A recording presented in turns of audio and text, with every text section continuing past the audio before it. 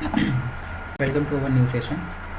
आज का हमारा टॉपिक है power B I with SQL and Excel.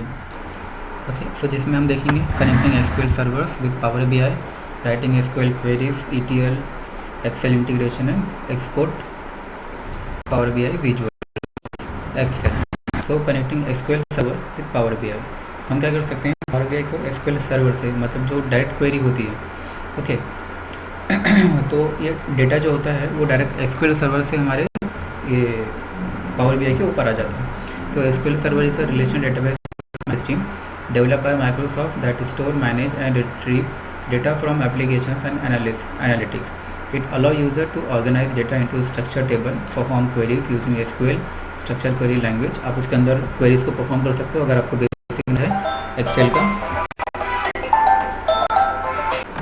तो इस वे में हम क्या कर सकते हैं, इसको कनेक्ट कर सकते हैं एसक्यूएल सर्वर को पावर बी आई के साथ।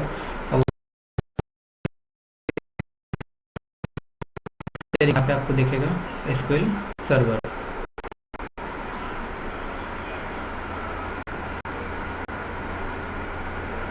ओके, सो यहाँ पे सर्वर का नाम देना है, बट यहाँ पे एसक्यूएल कहाँ से आएगा। सो इधर आएंगे पहले हम एसक्यूएल सर्वर,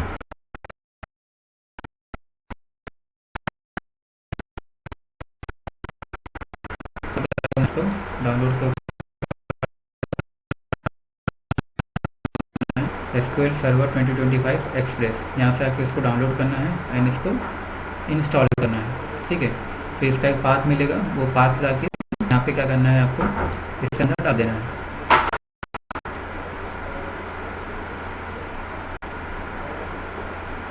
ओके, यहाँ पे सर्वर के अंदर सर्वर का नाम डाल देना है एंड देन इसको कनेक्ट कर देना है। सो यहाँ से क्या हो जाएगा आपका power B I and SQL services, ये दोनों जो सर्वर है कनेक्ट हो जाएंगे एक दूसरे के साथ।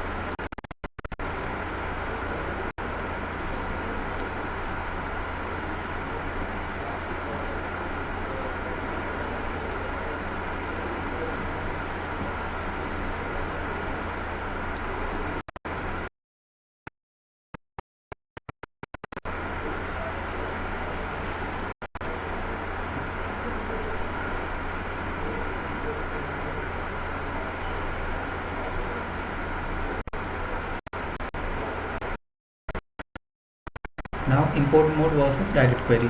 Import mode क्या है, data is loaded into the power B I, and direct mode क्या होता है, data remain in SQL server and queries run live. इसमें क्वेरीज रन होती है और जो डेटा एक्चुअल में सर्वर के ऊपर डेटा। इंपोर्ट मोड क्या होता है, data store in power B I, direct query में data remain in SQL server होता है, ये स्लो होता है, ये रिक्वायर्ड रिफ्रेश इसको नियर रियल टाइम रिक्वेस्ट लगता है। Then writing SQL queries. If you know the basic SQL, so you can handle it to select where, group by, order by, then apply inner join, फिर उसके बाद CTE, then उसके बाद select star from, कहाँ से कहाँ तक आपको queries, फिर उसके बाद ETL extract transform load using SQL Power Query. ETL which stand for extract transform is the process of collecting data from multiple sources, cleaning and transforming it into a format and then loading it into a destination system for analysis using SQL.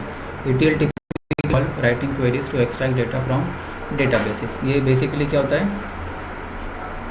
एक process होता है कि आपको क्या करना है, पहले data को एक्सट्रैक्ट करना है, मतलब जहाँ से भी डेटा ला रहे हैं वहाँ से एक्सट्रैक्ट करना है, फिर उसके बाद उसको ट्रांसफॉर्म करना है, मतलब डेटा क्लीनिंग करना है एंड देन लोड करना है for the power B I,